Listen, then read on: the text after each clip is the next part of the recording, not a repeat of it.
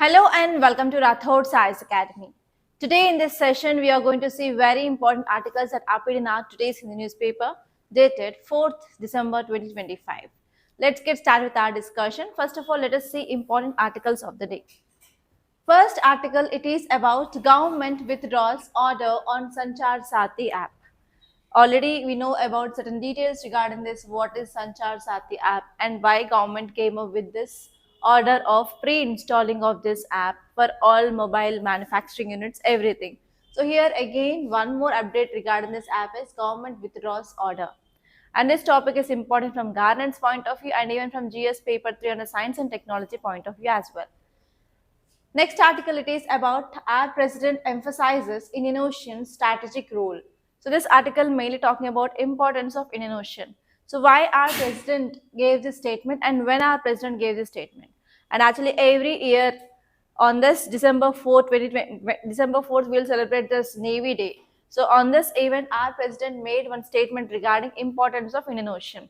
So here you have to see about map of Indian Ocean, and especially you have to see about why this Indian Ocean is important and what are the resources we can get from this Indian Ocean.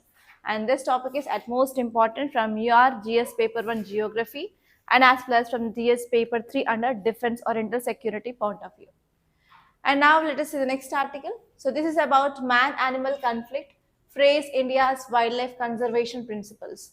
Actually, you know that our government came up with lots of wildlife conservation projects. For example, Project Lion, Project Cheetah, Project Tiger, Project Dolphins, Project Elephants, whatever it may be. So actually, government came up with that kind of projects for improving of wildlife conservation. But what is happening here? There is increased man-animal conflict. Whenever man-animal conflict is increasing, what is happening now? Humans are trying to kill that animals. So because of this, it is not achieving the objectives of wildlife conservation principles. And this topic is very important from your GS paper 3 under environment and ecology. And next topic is the climate is breaching the wall of urban metrics. So this article is appeared in our editorial page. So this article is saying that climate change is impacting urban areas the most and urban areas are facing lots of extreme weather events. And this article is talking why these urban areas are facing this kind of events and what are the recommendations. We have to see that. Apart from this, there are other articles in your editorial page. So one is regarding this Sanchar Sati app, and one more article, it is regarding the topic that already we discussed in our earlier class. So because of that, I'm not taking that for today's discussion. And text and context, there is one article. That article, it is about why is volcanic ash a safety concern for flights. Okay, here you can see. As you know, recently in Ethiopia, volcanic burst happened and that led to formation of volcanic ash cloud for around 14 kilometers in the sky. And whenever aeroplanes are moving in that area, it is causing disturbances for the movement of aeroplanes. So because of this, this article is there in your text and context and we are going to see that in detail, how this volcanic ash is going to affect engines of aeroplanes. Okay, so these are the important articles. And now let us see each and every article in a great detail from both prelims and mains point of view. And I'll be giving you the practice question for prelims at the last. Don't skip the video, guys. Okay, see here, what is this article talking about? See the title. Government withdraws order on Sanchar Sati app. So just recall certain facts regarding the Sanchar Sati app. So which department gave this mandate for all companies who are manufacturing these mobiles to go for pre-installing of this app? Department of Telecommunications. Okay, so what are the features of this app? Now this app will be checking IMEI number so that we can identify whether your mobile is authentic mobile or fake mobile. And next one here is, if you lost your phone, we can easily track that and we can easily block your mobile by using that number. And next one here is, this app is also calling one more feature called as TechShow. Because of that, we can identify spam calls, fake messages, and as well as any other fake links, and we can directly report them. So these are the major advantages of this Sanchar Sati app. But in our yesterday's class, we discussed about certain concerns. What are the concerns? Right to privacy issue. Again, whenever we are having any app which we are downloading in our mobile, it will have access to our images, pictures, messages, numbers, contacts, whatever it may be. So because of this, there is a threat for right to privacy. And this right to privacy is a fundamental right which is set by Supreme Court, in which case K.S. Puttaswamy versus Union of India case of 2017, which comes under part of Article 21. So it is going to violate our fundamental right. That is the first important concern. And second one is, if we are having this app which is pre-installed, there will be no option of uninstalling that. So that is one more concern. And next one is, there is no clear-cut details regarding what kind of data they will collect and where they collect where they store the data and for what they will use the data. Everything, there is no clear-cut guidelines which is given from the government. And even lot of in our yesterday's news channels and even in our yesterday's newspaper, most of the articles related to this concerns, and opposition party raised lots of questions against this.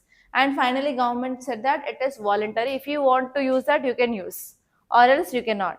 So like that, government also gave certain details or certain things in our yesterday's newspaper, everything. But now it is clearly said that government withdraws the orders on Sanchar Sathi app. So why government withdrawn these orders? So order to handset makers recall after outcry over installing intrusive app without consent. Without the user's consent, if you are going for pre-installing this app, it will be affecting their rights. That is the first reason. And this one is Department of Telecommunications claims a spike in downloads means there is no need now to pre-load the app on new devices. So because of the statement which made by the government, because of this awareness, because of news channels which are showcasing about this app continuously, so from last 2 days there is increased downloads of this app from the App Store and as well as Play Store. So already there is increasing of downloads, so there is no need of pre-installing of that app. That is the second reason. And as far as the app direction was one of at least 3 issued after DOT gave itself new powers. So here what is happening here now, DOT, Department of Telecommunications, gave an issue regarding this app. So because of this, what happened?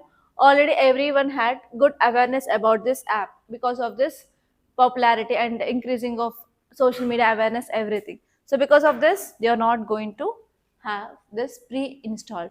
And if you see the data here, so there are around 6 lakh, just in one day, around 6 lakh citizens have registered for downloading of this app. That means there is 10 times more increase of uptake of this Sanchar app in mobile phone. So because of this, you are not going to have this pre-installing of this app now. Government withdrawn this order. Okay, now let us see the next article. See the title. President emphasizes Indian Ocean strategic role. Okay. If you see this Indian Ocean, where it is located?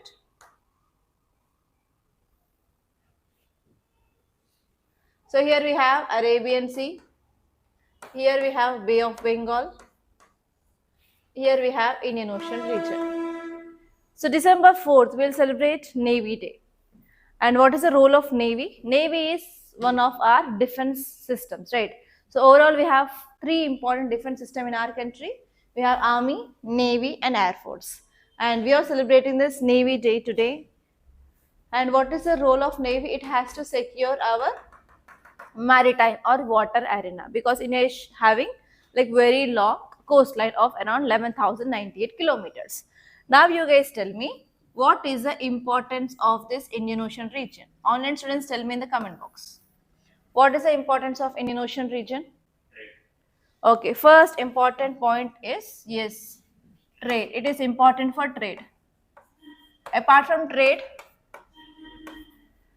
it is important for our security. Next.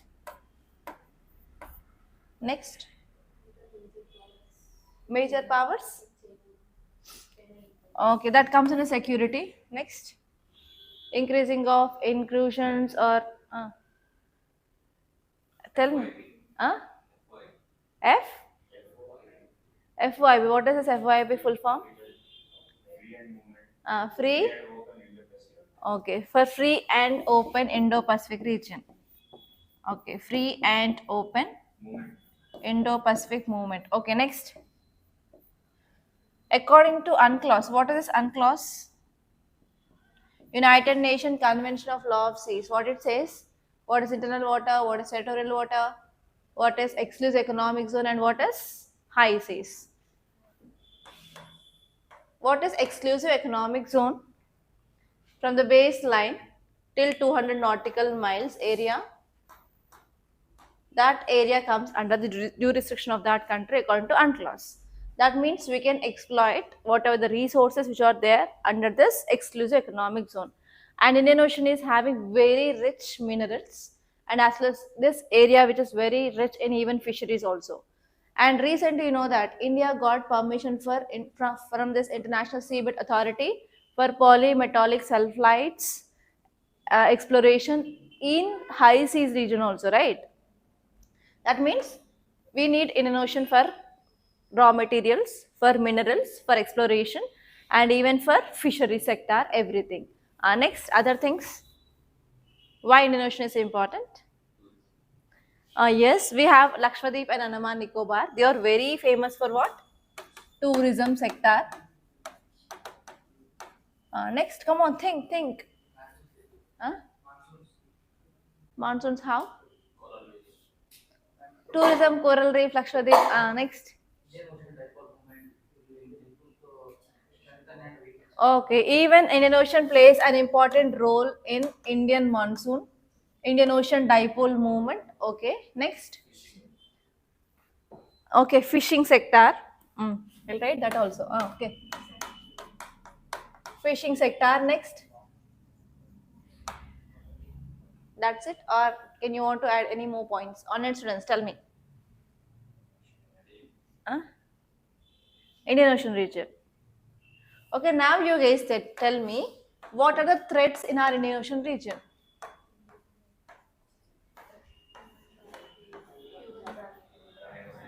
Piracy, okay.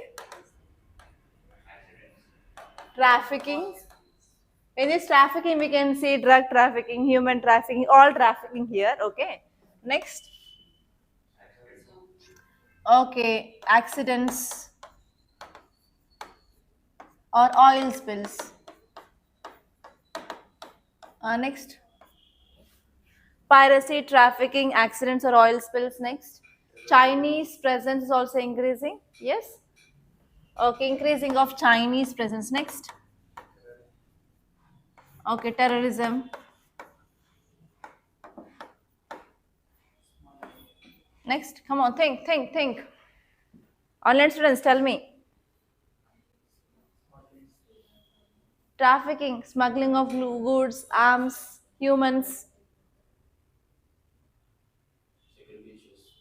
Security issues, okay.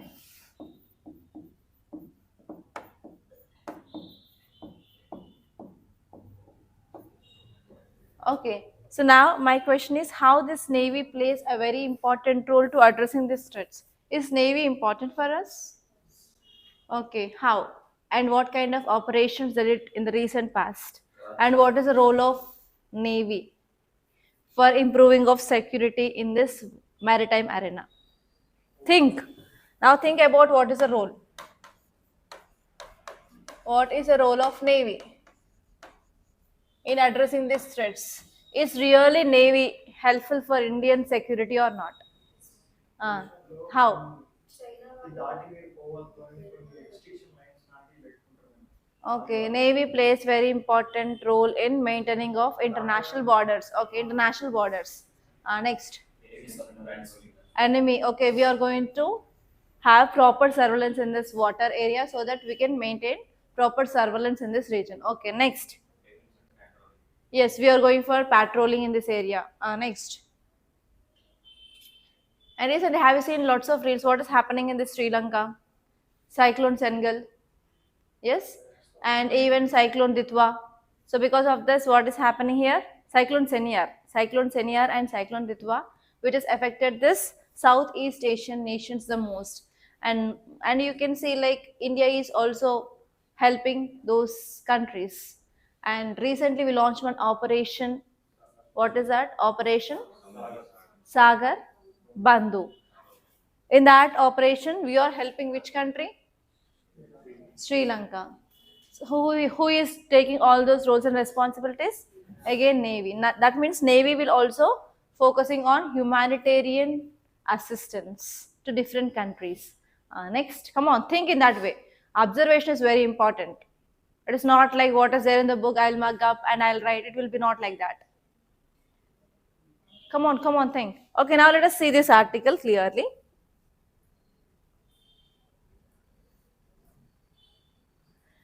Context says that our president addressed naval personnel during India's Navy operational demonstration on this coast of Thiruvananthapuram, Kerala, as part of Navy Day celebrations. We are celebrating Navy Day, so in that celebrations, obviously our president will be participating and they will give certain statements. So this is one statement. President emphasized that Indian Ocean is one of the important for our India and it is having strategic role. Now let us see what are the reasons why president emphasized about this importance of Indian Ocean region. So this part will become a main question, guys. First one here is there is increasing of activities by extraterritorial powers. That means other countries' activities are increasing in this Indian Ocean region. Main example is increasing of Chinese naval expansion. And China came up with this string of pearls concept. What is string of pearls? It is very simple. China is developing ports in different countries. Whenever it is developing different ports in different countries, what happens? Its presence will be increased. Its influence will be getting increased. And what is the counter operation of this string of pearls of India? Is India countering that string of pearls? What is that concept is called as? Fish hook. Fish hook is a mechanism India came up to counter this string of pearls. India is also developing certain areas and even sometimes it is also called as diamond for necklace. So here you have to see what are those terms clearly. And next one here is we are focusing on improving of our influence in this Indian Ocean region to control other countries' influence. So for that we came up with one initiative called as Sagar initiative. What is Sagar? Security and growth for all in this region. So in this way we are improving our control in this Indian Ocean region. And next one here is economic dependencies. Actually here Indian Ocean region which handles around 80% of global oil trade. So because of this we have to ensure safety and free and fair trade in this region. For that Indian Ocean plays a very important role. And next one here is we are focusing on Atmanirbhar Bharat, especially whatever the equipment that we are using for our defense, for example, a Navy related or Air Force related or Army related equipments, we are going for building in our country. Recently, we came up with this INS Vikrant and we are focusing on improving of our modernization in this Indian Ocean region. Whenever we are using advanced technology, modern equipments in our Indian Ocean region, obviously we can have good advantage. And this one here is India is also having the history of leading humanitarian assistance in this Indian Ocean region. Recently, we launched this operation. Operation what is that? Sagar Bandhu in this Sri Lanka. And not only that, in Yemen also we came up with this Operation Rahat. And even Government of India launched many anti-piracy missions so that India became net security provider in this Indian Ocean region, guys. And India always promotes one diplomacy called as Vasudhaiva Kutumbakam. That what is the meaning of that? World is one family. And always, if any country is in any disaster or any risk, India will be the first country to showcase its help. So for that, India always believes this Vasudhaiva Kutumbakam. Okay, and if you say about the importance of Indian Ocean region, first importance here is we have a very huge coastline, around 11,098 kilometers. And we have Andaman and Nicobar and Lakshadweep here. And if you are increasing our presence in this Indian Ocean region, obviously we can improve our surveillance over key choke points. What are these choke points? The points which will be helpful for trade. Choke points are nothing but narrow channels which will be connecting two big bodies. For example, we have Strait of Malacca, we have Bab el Mandab, we have Strait of Hormuz. So these are the three major choke points which are present in this Indian Ocean region. And if India is increasing its presence, surveillance, obviously we can have proper surveillance across this Strait of Malacca, Bab el Mandab, and as well as Strait of Hormuz. And next one here is Indian Ocean is very important for deterring submarine threats. As you all know that recently China developed a small drone which is resembling like real jellyfish drone. And if they drop that jellyfish drone in waters, what happens? It can come to our Indian Ocean region, and it can. And one more thing here is that jellyfish drone have a small camera which can capture everything which is there in that way. So because of this, what happened? It can take away the information regarding where our submarines are there, where our naval base are there, what kind of operations, what kind of equipments that we are using, everything China can steal now. So if that kind of technologies are developing by other enemy countries, obviously we have to be alert and we have to know about our technology, our capabilities, and as well as where we are going back and how we can improve everything, guys. So for that reason only our government is now focusing on improving of drones in our country. And we learned lesson from this Operation Sindoor that yes, drones are like very important in this modern warfare. Okay, so like that we have to focus on increasing of our security dimensions because we are having increasing threats because of advanced science and technology. And this one is we have to combat this piracy in this Gulf of Aden region. And this one here is we have exclusive 2.4 million square kilometers of exclusive economic zone for our country. And that exclusive economic zone, which is very much rich in fishes, it will support our fisheries industries and aquaculture industries and also hydrocarbons. And recently India got permission from International Seabed Authority for exploration of polymetallic sulfides that you already know. And this one is this Indian Ocean will be supporting our blue economy, including deep sea mining, renewable energy, tourism, and even if this Indian Ocean region is not having security and free and fair trade, then what happened? It will be affecting around 90% of India's trade volume. And this one here is we have Quad partnership. What is this Quad? Quadrilateral dialogue, which is a grouping of 4 countries. Which are those 4 countries? India, US, Japan, and Australia. So, and even we are having this joint exercise called as Malabar exercise with different countries. So we are focusing on illegal fishing and as well as arms smuggling or human trafficking. Every issue that we are focusing on, not only by India, by with the help of different countries. And next one is if you see the role of environment, this Indian Ocean is very important for climate resilience. If something happens wrong in this Indian Ocean region, obviously it will be affecting our monsoon season or monsoon rains. If we're not getting proper rainfall, it will be impacting our agriculture, overall economy. It may increase disasters like that. So overall, this Indian Ocean is very important, not only from security point of view, but even climate point of view as well. Okay, now let us see the next article. See the title, guys. Man-animal conflict phrase. India's wildlife conservation principles. Recently, I don't know whether you can recall that article or not. Recently in Kerala, people, they started protest regarding to identify, to keep this macaque under vermin. Can you recall that article? Why people are asking the government to recognize that animal as a vermin? Because whenever any animal is recognized as vermin, now people can kill that. There will be no punishment if you are killing that vermin animal, because when we will decide an animal as a vermin is whenever it is causing lots of threats to humans, like whenever it is causing directly attacks on the people, or whenever that animal is causing the killings or injuries, whenever that animal is spreading the diseases to the people because of zoonotic diseases, or else whenever that animal is causing lots of loss to the farmers by attacking crops, then we can decide or we can say that animal as vermin. And if government declares that animal as vermin, now people can kill them, there will be no punishment for the people. So what is happening here? Man-animal conflict is happening.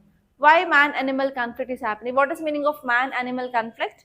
Humans are coming in contact with animals, and now there is a conflict which is going on between humans and animals. That is called as man-animal conflict. Why does man-animal conflict will happen? Why animals are coming out of their habitats? Normally, wild animals live in forest. But what is happening now? We are going for developmental projects, infrastructure development, encroachment of water bodies, and giving permission for this mining activities. And we are going for exploitation of minerals in these forest areas. And we are expanding agriculture. We are going for deforestation, wildfires, whatever it may be, because of natural reasons and even because of anthropogenic reasons. That is nothing but human factors. Now the habitat is destructing. The habitat size is decreasing day by day. So because of this decreasing of habitat size, animals are not getting proper prey, proper food, proper water. Because of this, what happened? They will come out of their forest in search of food, in search of shelter, in search of water, whatever it may be. And what happened? They are coming into the contact with these humans, and humans, they are trying to killing them, or these animals are trying to harm these humans and wildlife and even livestock which is raised by these animals. So because of this, what is happening here? Now there is increased demand from the people that we need protection from that so and so animals. But on another side, government is focusing on wildlife conservation. For that wildlife conservation, government is coming up for identifying of areas. They are declaring them as wildlife sanctuary, or they are declaring them as biosphere reserve, and they are coming up with national parks. So if we are going for setting up of an area, and if you are declaring that as wildlife sanctuary or biosphere reserve or national park, again the people rights are undermined. The people will be having very minimal rights to enter into that area. So what is happening? So there is the issue between people and as well as wildlife conservation. So actually government is coming up with wildlife conservation principles, but these principles are not accepted by the people, and because of this, on another side, there is increase in man-animal conflict. So because of this increasing of man-animal conflict, even we are not going for proper conservation. For example, have you ever seen like government came up with this project elephant? What is this project elephant? Government wants to save this elephant species. But what is happening here? Elephants are coming outside of their habitats, and they are attacking the people directly. And not only that, they are attacking the crops of the people. And because of that, what happened? Huge losses are facing by this people. But on one side, already government is providing certain protection for this animal, elephant. So if these people are attacking that elephant, or if these people are trying to kill that elephant by electrocution, then what happened? So there is registering of cases on this villagers. So because of this, now there is a conflict between this man and as well as wildlife conservation projects. That is this article. Now here we have to see about what is this man-animal conflict and how many people are dying because of this man-animal conflict in India. That is what you have to collect the data. And next you have to see what are the reasons for this man-animal conflict, and you have to see what are the principles of this wildlife conservation and how these wildlife conservation principles are violated by humans. If you see that, then this topic is done. And this topic is at most important from your environment and ecology, guys. Okay, now let us see the context. Context says that India reports over 600 human deaths annually from wildlife conflict. Primarily, elephants are killing around 500 people. Tigers are killing around 82, which is seen in 2023 to 2024. And around 150 hotspots are seen in Bandipur region, and alongside 450 plus animal deaths because of human retaliation, poaching, electrocution and habitat loss. So whenever man-animal conflict happens, both human lives will be or in danger and even animal lives will be in danger. So around 600 humans will be dying every year, and animals you can see around 450 plus deaths of animals. So what are the reasons for this animal deaths here? Retaliation. If animal is trying to attack you, in self-defense, you will try to kill that animal, right? That is the first reason. And next one is poaching. What is this poaching? We are killing them illegally and we are trading the organs or nails or skin or horns, whatever it may be. And electrocution. What is electrocution? Normally, even today also, if you go to these rural areas or villages, the main activity is agriculture. Especially whenever the harvest time is there, whenever you are going to have this harvest, so there will be a lot of threats from this wild boars. Wild boars is nothing but Adavi Pandu. You have seen, I think so. And next one here is from elephants we have these threats, and even animals, other animals will also attack the crops. At that time, what these farmers will do is they will arrange electric wire around this crop. If animal is coming and touching that electric wire, what happen? It will be getting electric shock and it will be dying. Right? So that is called as electrocution. And next one is habitat loss. So animals are losing their habitat because of that. No prey, no water, and it is dying because of starvation. So these are the main reasons why animals' deaths are happening. If you say reasons, what are the reasons which are fraying of this conservation principles are? First important reason here is habitat fragmentation is happening and even loss of habitat. So why loss of habitat is happening? We are going for deforestation and we are going for expansion of infrastructure, developmental activities. Because of that, it is disrupting corridors. What are these corridors?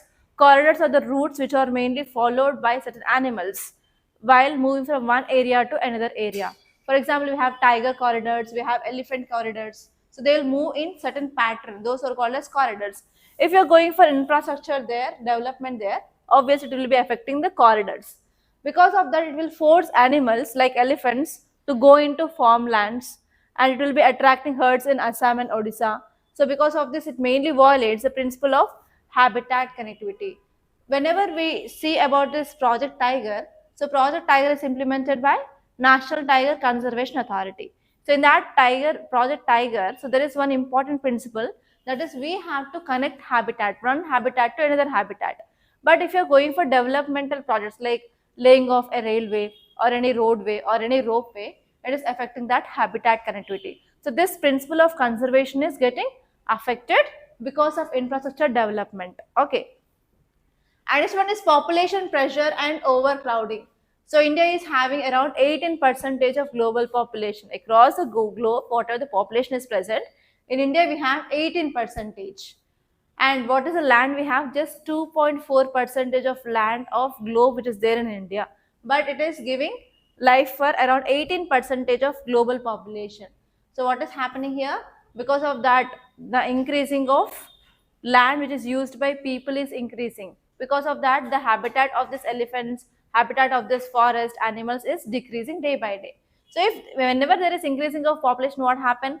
We need to have big houses, we need to have big farmlands, we need to produce more to give food for everyone in our country. So what happens? That will be increasing pressure on this forest. That will be increasing pressure on this wild animals.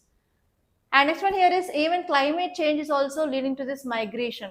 In our yesterday's or day before yesterday's class, we discussed why this migration happens, why animals migrate in summer season or winter season. So because of this climate change, what is happening now? Global warming is happening.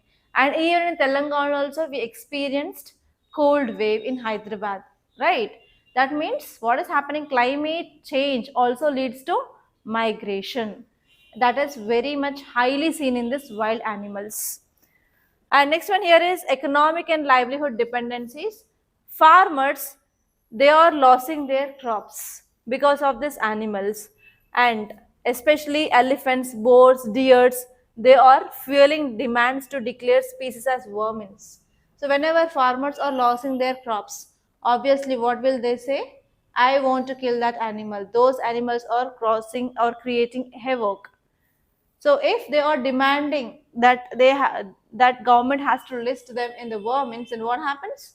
They can now kill that animals. So if they kill these animals like elephants, deers, can we focus on proper conservation? No, that is again it is affecting our principle of conservation. Next one is ineffective enforcement of Wildlife Protection Act. And even recently Supreme Court gave permission for what? Retrospective environment clearance. That means already they started project and after that they are getting environment clearance. So many projects will not get proper clearance because if those projects are going towards this forest areas or any reserves or any sanctuaries, obviously it will be affecting this wildlife. So because of this, environment ministry will not give proper clearances.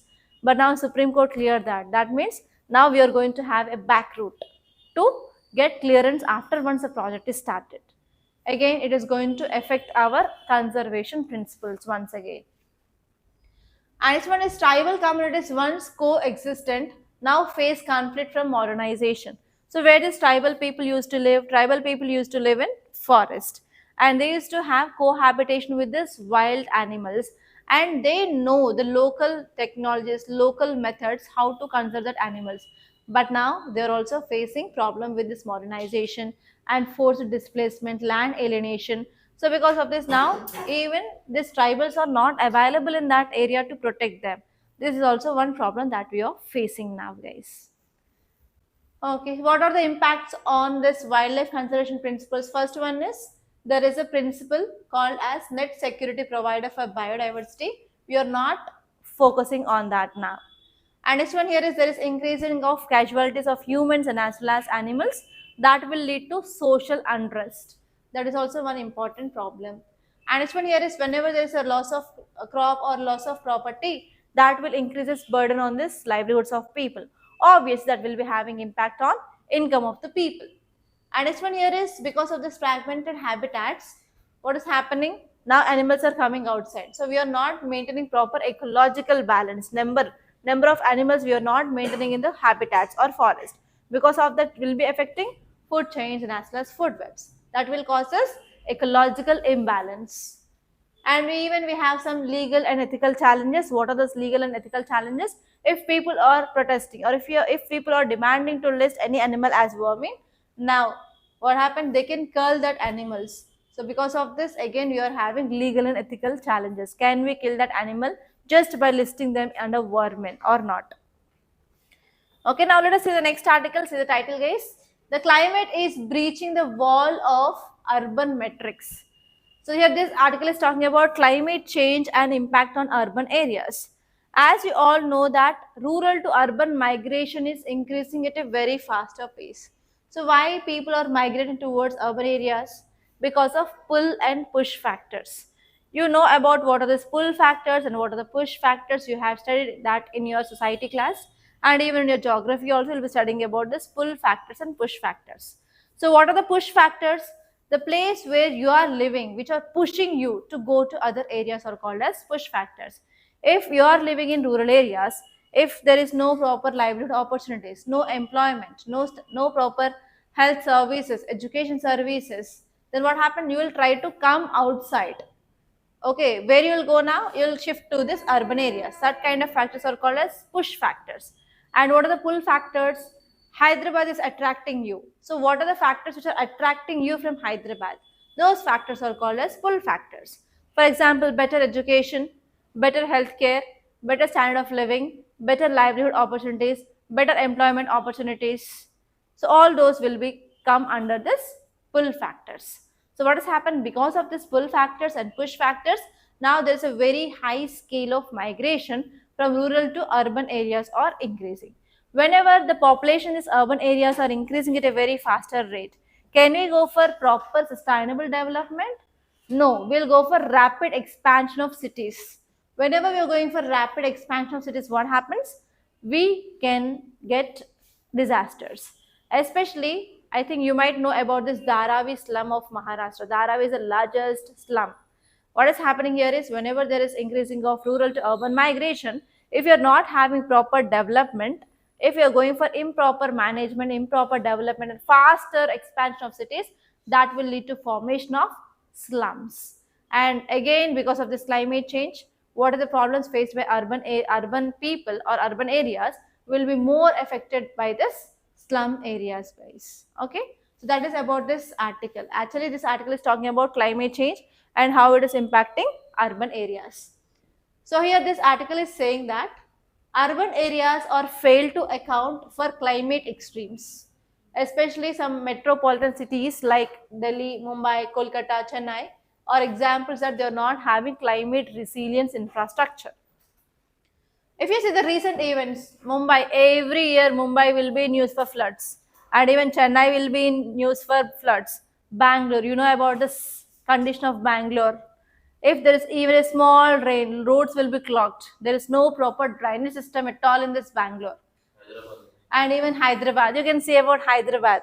Even Hyderabad also, if there is a small rain also, our roads will become rivers and the water will come above your knees if there is at least half an hour rainfall in Hyderabad. Yes.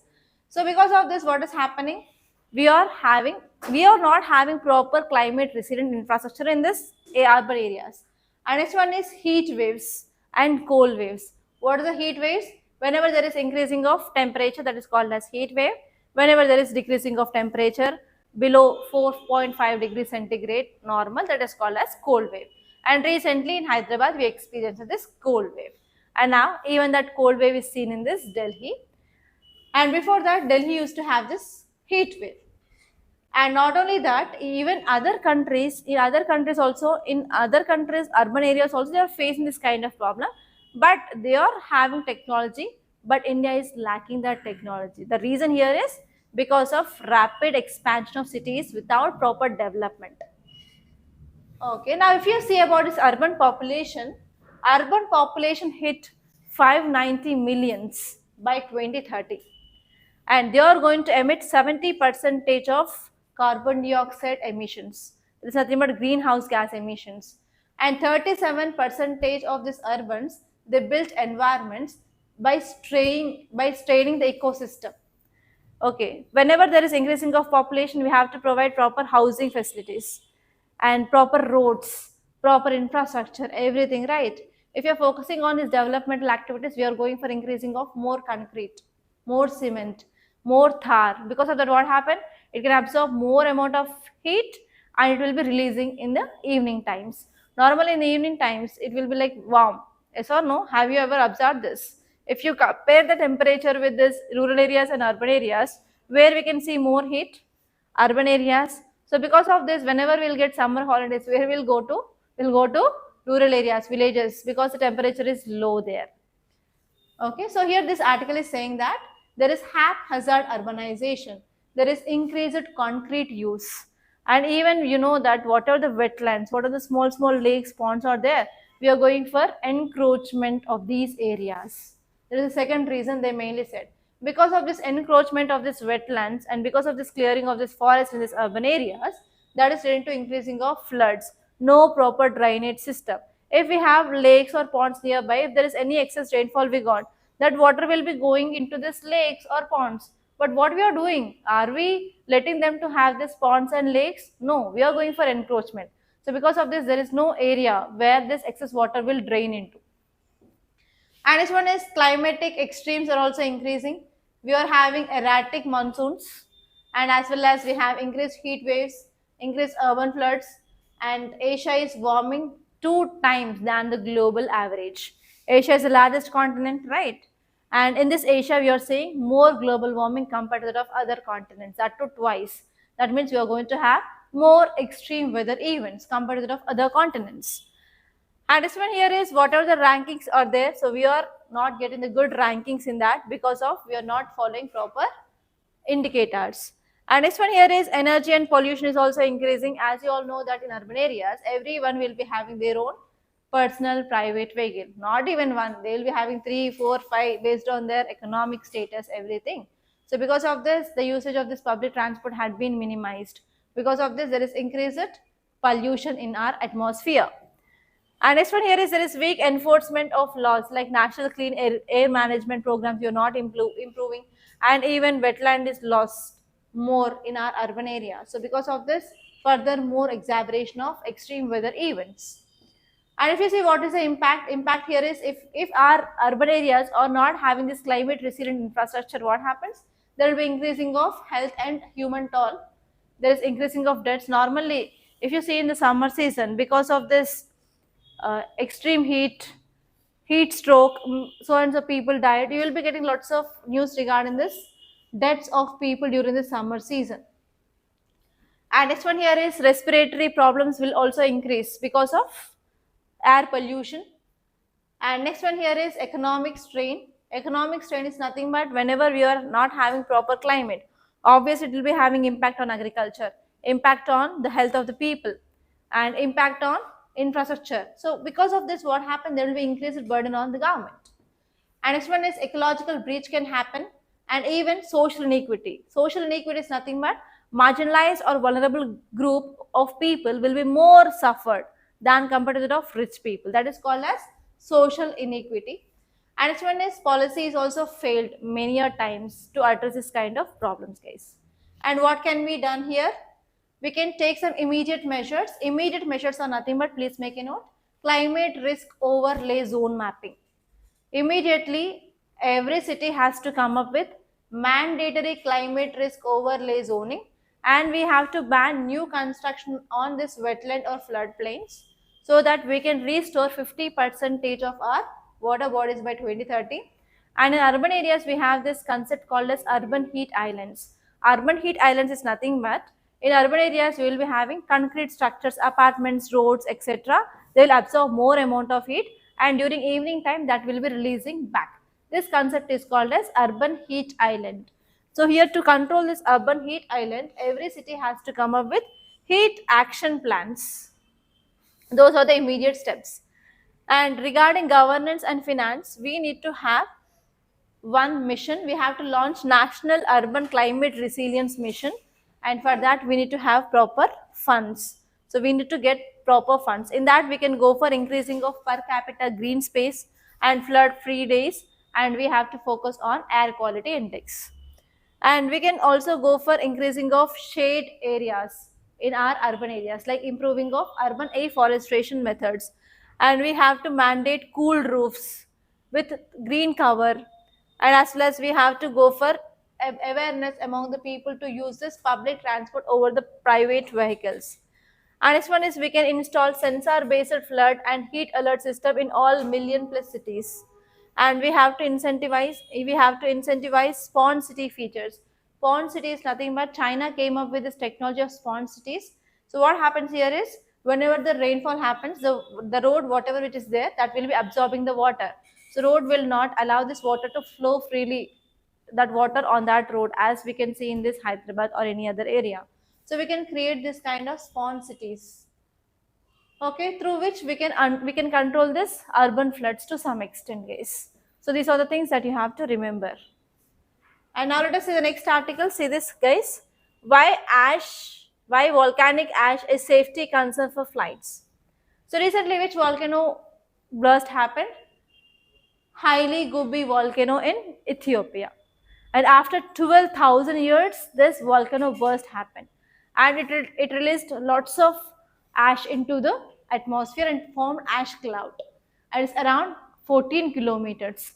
And because of Easter rays, because of jet streams, this ash also had been spread even in India also, especially in India, Delhi region, Rajasthan region, Punjab, Haryana and UP region, those were in high alert.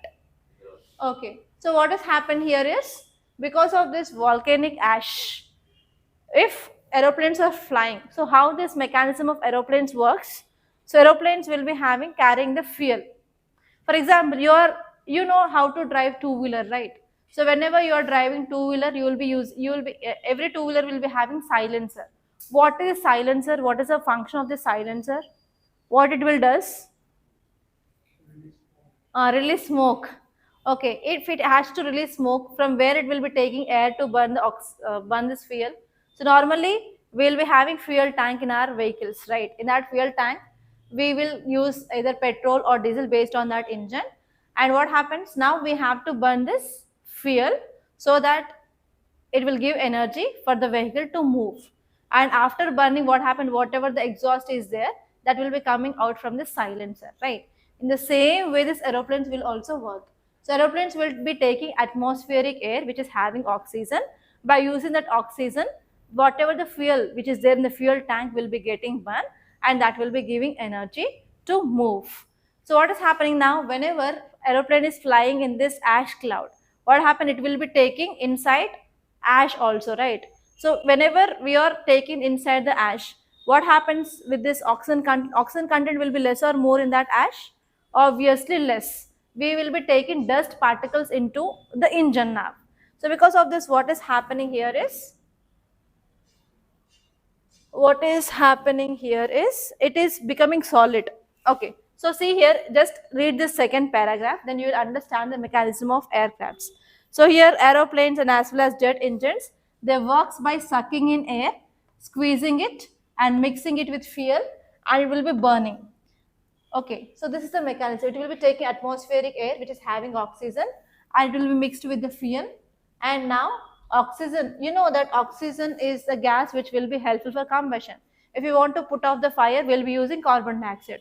So that is a basic thing that you might have studied in your 5th or 6th or 7th class, like that in your science. The same mechanism, we are taking atmospheric air, it will suck air, and what happened? It will mix with fuel, and now fuel will burn, and now this burning fuel will provide energy for that vehicle to move. Now what is happening here? So here engine runs extremely hot at temperature of 160 degrees centigrade. So the fuel in this aeroplanes will be burned at 1600 degrees centigrade, guys. And what is happening here now? Air will be, if that engine is taking this volcanic ash from the environment, that volcanic ash is having the silicate components. What happens at that high temperature? The silicate components will melt, and that will be re-solidified at high temperature. So because of this, it will be forming deposits in the engine of that aeroplane. So because of this, what happens? Engine failure can happen, and that will lead to choking, and finally the engine losing the power, and finally the engine shut down suddenly. So because of this, what happens? It will be threat for that aeroplane. It may go and it may crash. So because of this, we also discussed that aeroplanes from this UAE to India, they are rerouted.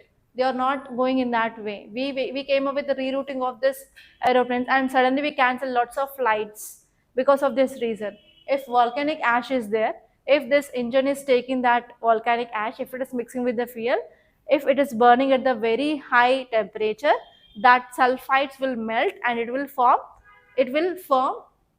glassy deposit on the hot pots, that will blocks this holes, that will lead to choking of engine, and finally that will lead to the shutting down of engine. So because of this, it may crash. So because of this, volcanic ash is very dangerous for this aeroplanes.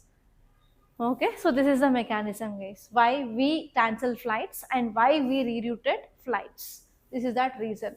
So here you may get question regarding volcanic ash, because it is having lots of impact on India, and even today also this Delhi is in emergency. So here you have to see about what is this volcanic ash and what are the components present in this volcanic ash. And they may also ask about what is the impact of volcanic ash on environment, and as well as impact on our aeroplanes, because there is one article which is given in your Hindu, guys. That is the main reason. Okay, now let us see one prelims based question. Try to answer this. Read the statements clearly and carefully. Consider the following statements about volcanic ash. Volcanic ash consists mainly of rock, mineral, and volcanic glass fragments smaller than 2 mm in diameter. Next one is, it is highly abrasive and can cause permanent damage to jet engines by melting into glass inside turbines. Volcanic ash is heavier than atmospheric dust and therefore never remains suspended in the stratosphere for years. Next, in 2010, Eyjafjallajökull eruption in Iceland led to the largest air traffic shutdown in Europe since World War II because of ash hazards. Which of the following statements are right? Okay, first one, see whether it is right or wrong. Ash contains rocks, minerals, volcanic glass fragments smaller than 2 mm in diameter. Okay, keep that aside. Okay, if you are having any doubt, keep that statement aside. Read the second statement. It is highly abrasive, can cause permanent damage to jet engines by melting into glass inside turbines. The same thing that now only I said, no, it will form this glass, re-solidify, and it will be blocking. So the second statement is pakka 100% correct. So in 3 options, it is there. Eliminate this third one, 1 and 3. And read this third statement. Volcanic ash is heavier than atmospheric dust and therefore never remains suspended in stratosphere for years. Is that right or wrong? So if you have doubt on this statement, in our anthropology classes, I said about founder effect, bottleneck effect. In that, I said about Toba volcanic eruption. Can you recall that? In what happened in this Toba volcanic eruption? Entire temperature of this atmosphere got cooled down, and even the formation of ice happened on the surface. And it's for how many years? Many years. That means if volcanic eruption happens at a very large scale, this ash can remain in atmosphere. That we know that can for many years. Now tell me this statement is right or wrong. Read that once again. Volcanic ash is heavier than atmospheric cloud and therefore never remains. Never remains. Okay, eliminate that third statement now. Eliminate the third statement. In that way you have to do. You don't know this for sure because it happened in 2010. At that time you might be going to LKG or UKG at that time. You might not know for sure that. So if you don't know that, keep aside and try to use your knowledge. Whatever the knowledge you have to use that for sure in elimination of your statements. Clear? As in 2010, because of this eruption happened in this Iceland, that led to this traffic shutdown in this Europe that happened around since World War II. After this World War II, this was a great eruption that led to traffic stop. Okay, so in this way you have to answer your questions. Be careful, and what are the knowledge you have, use that. Even a single point that if that is striking in your brain, try to use that some or other way. Try to eliminate the statements. Okay, so these are the important topics that happened in our today's Hindi newspaper, guys. By this I'm concluding. Thank you so much, guys, for watching, and if you really like this class, please do hit the like button and please do share this class to your friends. And you can follow us on our Telegram channel where we are providing PDF of this class notes, and also you can follow us on our Instagram page where we are providing current affairs in short, mains question with model answer, and also prelims question with answer, guys. And thank you so much, guys, for watching.